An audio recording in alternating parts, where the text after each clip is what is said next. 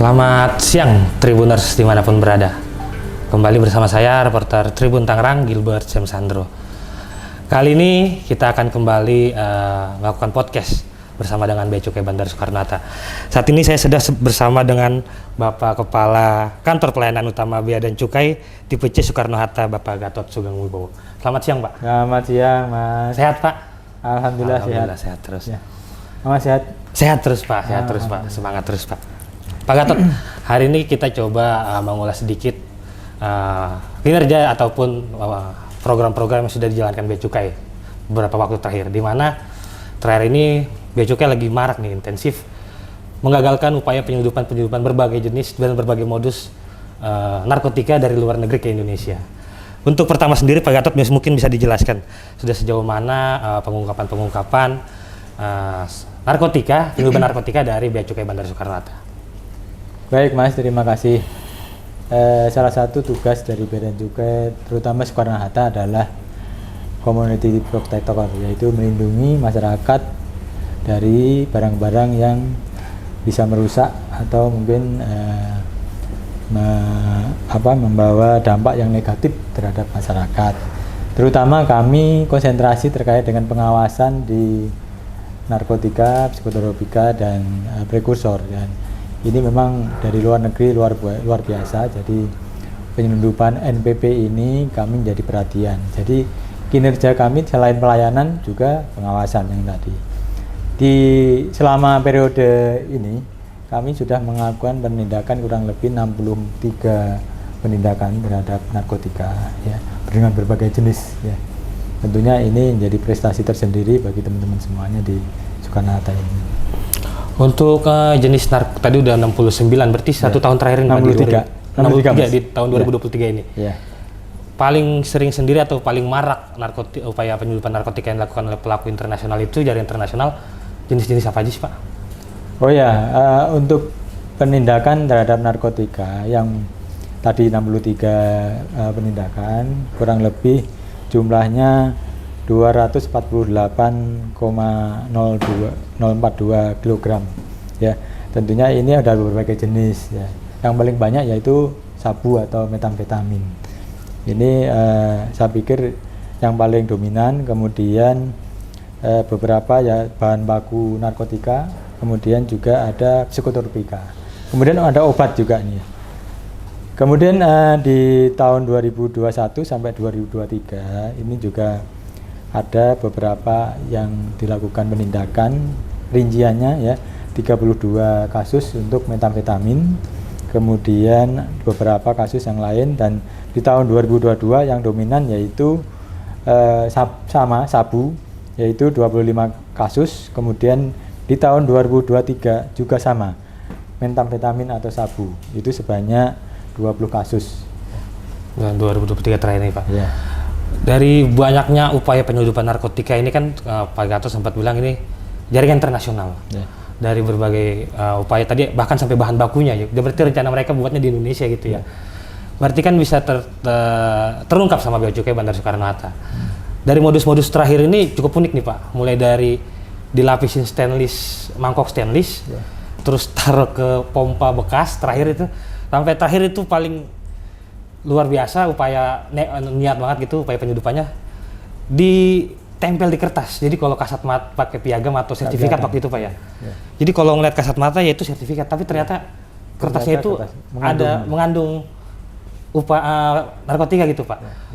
Ini gimana, Pak, dari langkah-langkah pencegahan dari Bea Cukai sendiri untuk mengungkap, karena beragam jenis modus yang dilakukan para pelaku internasional ini, Pak. Ya. Mas, ini kan teman-teman yang terutama untuk di bidang penindakan dan penyidikan, ya. Ini kan sudah dilatih juga terkait dengan bagaimana mengidentifikasi barang atau mungkin mempelajari informasi-informasi yang diperoleh baik dari aparat penegak hukum maupun dari korelasi kita dengan custom di luar negeri, sehingga modus-modus yang beragam tadi tentunya kita coba mengidentifikasinya dari beberapa analisa yang kita lakukan, sehingga ditemukan beberapa kasus yang tadi disampaikan, ada disimpan di konselmen, ya, sampai yang tak terduga gitu ya. Pak. Kemudian di mesin tadi, di mesin pompa air. Kemudian juga yang ada yang paling tadi yang di apa namanya terakhir dokumen di kertas ya, dokumen itu nggak kelihatan. Kemudian ada juga yang menarik itu kemarin yang dari India ya, ya nggak, itu ditikar ya. Ditikar itu malah nggak kelihatan karena memang dilekatkan atau dicampur dengan yang di benang-benangnya itu, benang-benang tikar itu, sehingga memang nggak kelihatan. Plastiknya dimasukkan di situ, dililitkan di situ, sehingga teman-teman itu hampir 9 jam ya kalau nggak salah untuk mengidentifikasi menemukan itu bahwa ada narkotika yang ada di situ yang diselundupkan. Itu kan berarti Pak cukup concern gitu ya Pak dari Bea Cukai sendiri mengantisipasi maraknya modus-modus penyelundupan narkotika di Indonesia melalui Bandara Soekarno-Hatta, dan Bapak sendiri bilang beberapa kasus itu baru pertama kali, berarti sebelumnya mungkin tidak pernah, mungkin kalau udah modus-modus yang umum gitu bisa langsung terdeteksi gitu Pak ya. Tapi modus-modus yang baru di tiker sampai di selembar dokumen berarti cukup ekstra sendiri, berarti cukup ekstra untuk bisa diketahui upaya penyelundupan ini sendiri Pak. Dari petugas sendiri Pak, atau selain tadi Bapak bilang ada pelatihan khususnya, ada pelatihan tersendirinya, dan waktu identifikasi akan waktu yang cukup lama. Ada nggak Pak mungkin beberapa lapisan gitu dari Bea Cukai Bandara Soekarno-Hatta melakukan pemeriksaan gitu Pak? Apakah pernah di pemeriksaan pertama mungkin sempat lewat karena tidak sekonsen itu, baru lapisan kedua, pemeriksaan kedua baru ditemukan gitu? Umumnya upaya penyelundupan ini diketahui pas di mana itu Pak? Iya, memang unik ya untuk menemukan dari upaya penyelundupan narkotika ini, karena memang kalau awal misalnya ya, ada kejadian dia hanya membawa koper gitu ya, membawa tas jinjing gitu. Kemudian setelah kita periksa ya, ternyata memang negatif ya, tidak ditemukan di awal ya, di awal kan gitu. Kemudian kita masih yakin belum yakin bahwa ini tidak ada kan itu ya, sehingga kita berupaya bagaimana mendalami terkait dengan upaya penyelundupannya itu. Ternyata setelah kita teliti lagi, kita temukan di kopernya kan itu ya. Di kopernya itu diselundupkan beberapa sabu yang disimpan. Kemudian juga ada yang kasus seperti ini ya, pembawaan yang disimpan di perut ya gitu. Awalnya memang juga gitu nggak kelihatan ya. Awalnya diperiksa semua barang bawaannya tidak ditemukan, tetapi setelah kita ronsen ya, badannya kita cek kan itu ternyata dimasukkan di dalam perut ya. Itu swallower ya. Jadi modus-modus itu yang mungkin akan terus terjadi dan akan dilakukan oleh penyelundup supaya bagaimana upaya itu berhasil untuk diselundupkan. Ini cukup membuat dari petugas Bea Cukai kewalahan nggak sih Pak? Justru itu ya, itu ini yang kan sangat beragam gitu Pak. Berubah motif modusnya. Seniat itu dari para pelaku harus betul-betul bagaimana untuk mempersiapkan anggota kita di lapangan untuk bisa menemukan. Jangan sampai ada yang lolos kan. Prinsipnya kita tidak ada toleransi kan itu ya. Tidak memberikan toleransi bahwa NPP ini lolos dari Bandara Soekarno-Hatta.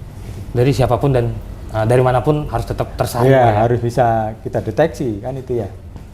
Siap. Sejauh ini alhamdulillah tidak ada ditemukan mungkin di luar menyatakan lewat Soekarno-Hatta kan itu ya. Alhamdulillah itu situ. Siap. Dari kasus penyelundupan narkotika ini sendiri Pak, dari luar negeri cukup marak Pak. Mungkin tadi paling umum narkotikanya jenis sabu yang diselundupkan. Tapi kalau dari negaranya karena jaringan internasional dari berbagai negara ada Pak, dari India, dari Spanyol juga pernah ya Pak ya. Paling sering dari mana Pak? Mayoritas negara-negara yang sering menyelundupkan narkotika ke Indonesia itu Pak?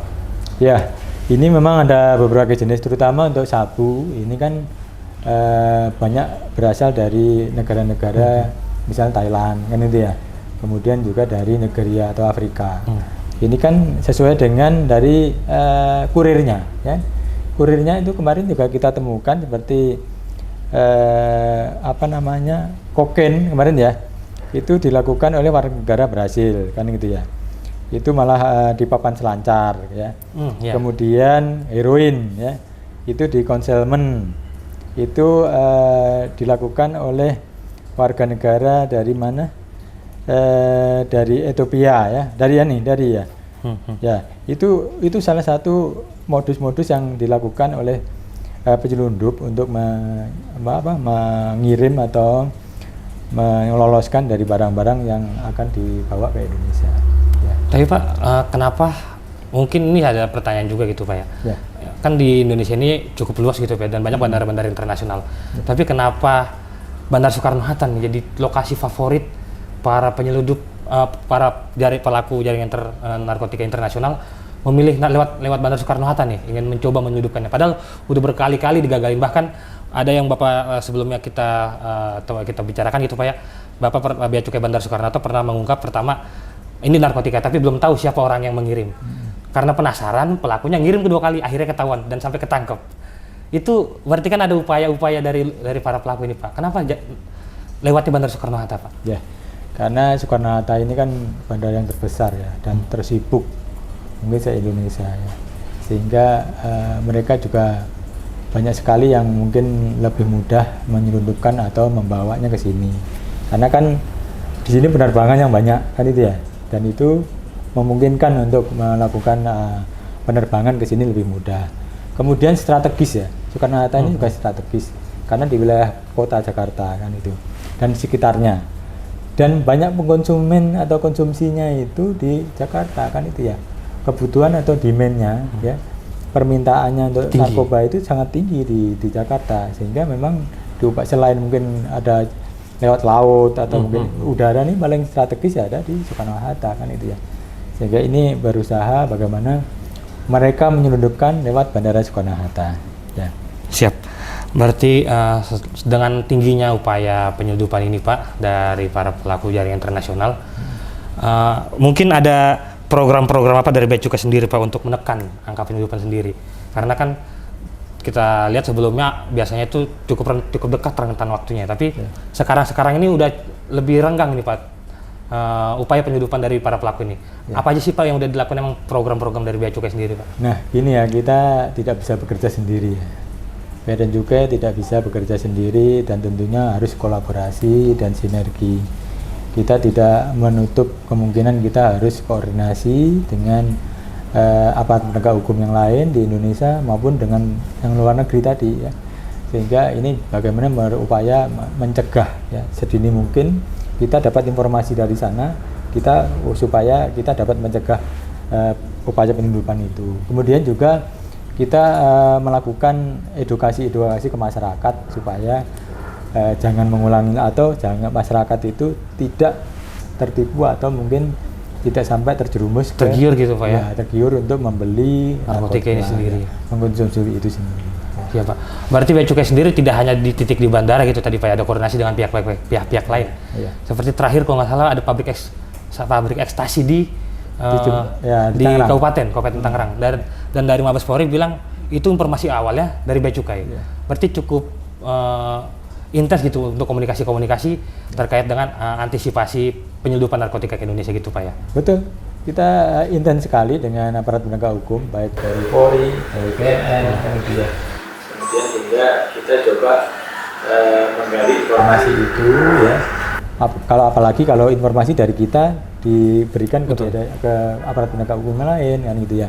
Jadi saling memberikan informasi terkait dengan upaya penyeludupan ini, upaya penegahan yang kita lakukan.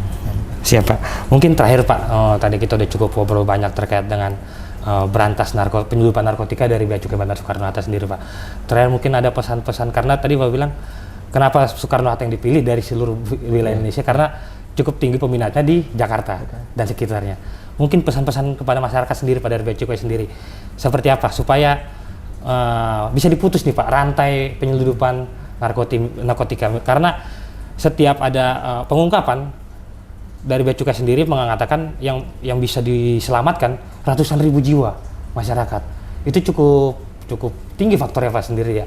Cukup vital dari peran dari Bea Cukai. Apa yang mau disampaikan kepada masyarakat? Ya, kita kepada masyarakat kita himbau supaya berhati-hati ya di dalam mengkonsumsi suatu NPP. Harus betul-betul jangan mengulangi atau mengkonsumsi narkotika kan itu ya, NPP.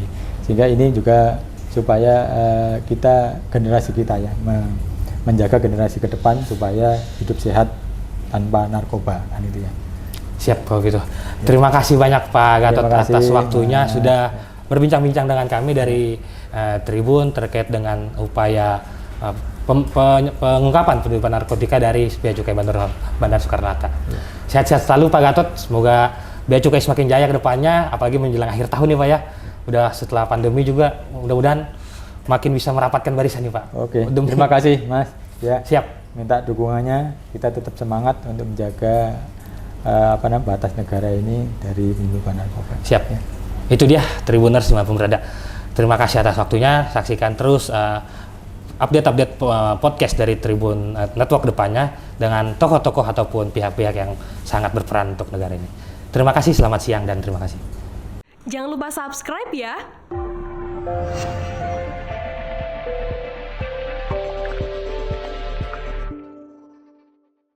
Jangan lupa subscribe ya.